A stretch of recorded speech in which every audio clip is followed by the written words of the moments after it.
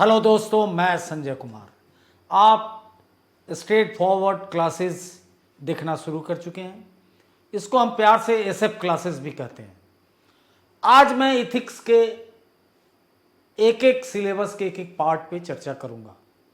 कुल मिला के 7 भाग में इथिक्स है, केस स्टडी को छोड़ दे, चूंकि सबके ऊपर केस स्टडी है।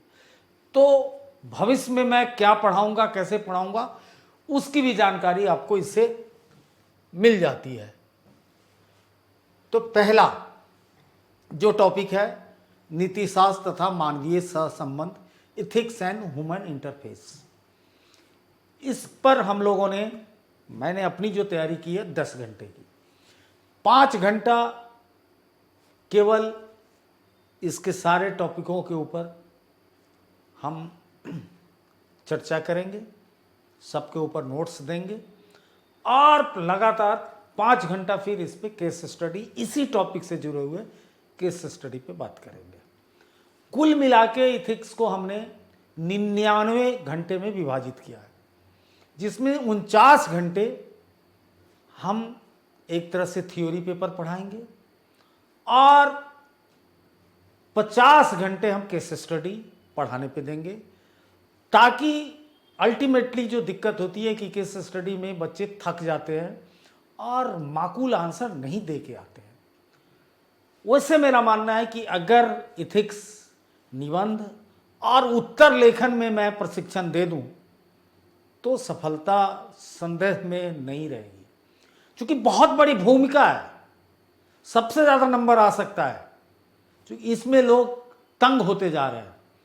और ये मैं दावा कर सकता हूं कि अगर ढंग से मेरे साथ कोई रहे तो मैं 750 से 1000 अंक इसी 3 टॉपिक से उनका बढ़ा सकता हूं, क्योंकि उत्तर लेखन में हर जगह गुंजाइश में ऐसा ट्रिक और ट्रेनिंग दे सकता हूं कि आप उत्तर लेखन अच्छा कर सकते हैं, और एथिक्स निबंध में तो करेंगे, क्योंकि दोनों के टॉपिक में बड़ी सिमिलरिटीज़ है।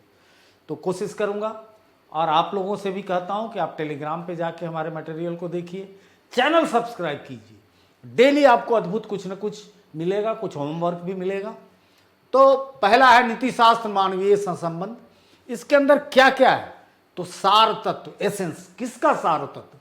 तो नीति शास्त्र और ह्यूमन इंटरफेस के बीच जो संबंध बनता है, क्योंकि आफ्टर ऑल ये सारी चीजें किसके लिए, किसी एक व्यक्ति से उम्मीद की जाती है। वह व्यक्ति कौन होगा? तो ये उम्मीद अभी जो की जा रही है कि वह व्यक्ति सरकारी पदाधिकारी बहुत बड़ा होगा। एक कॉमन आदमी से ये आग्रह नहीं किया जा रहा है, क्योंकि कॉमन आदमी फिर डिबेट में मैटर जाएगा, तो बाद में बताऊंगा। मानवीय क्रियाकलापों में नीतिशास्त्र के निर्धारक और परिणाम, determinants and consequence of ethics in human action.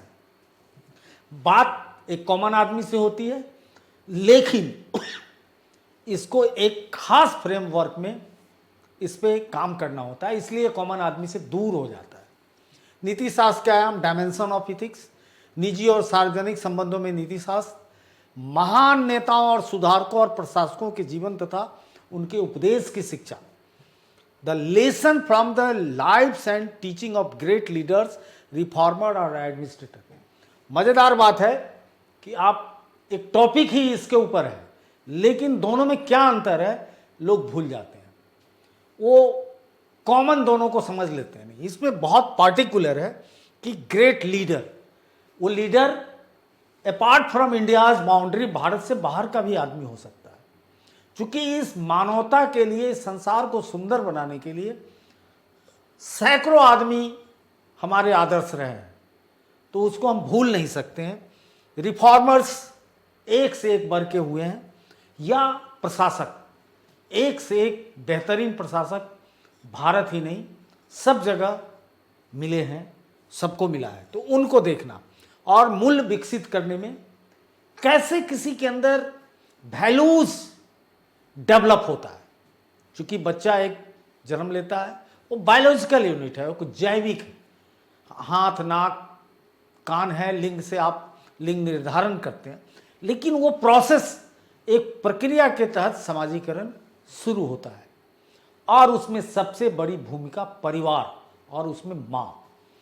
परिवार फिर उसके बाद वो सोसाइटी का पार्ट बनता है, माने स्कूल जाता है, school is also the part of society. Then बहुत इसी में एक साथ कर दिया है सोसाइटी के अंदर ही कि एजुकेशनल इंस्टीट्यूशन का क्या रोल होता है, तो चूंकि वहाँ एक से एक उसको फिर से रोल मॉडल मिलता है, दुनिया भर की कहानियाँ मिलती हैं, तो उससे वैल्यूज़ डेवलप होता है और अंत में वो बट वृक्ष बनता है एथिक्स के रूप में। तो ये सारी चीज़ें पे पूरी कक्षा होगी और पूरा विस्तार से बात किया जाएगा। इसलिए फिर से आग्रह करता हूँ कि ये सब क्लासेस, स्ट्रेट फॉरवर्ड क्लासेस को जाइए यूट्यूब में ढूंढिए।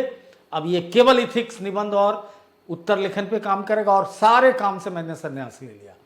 इसलिए जल्दी से सब्सक्राइब कीजिए, लाइक कीजिए, शेयर कीजिए, लोगों को बताइए। जय हिंद।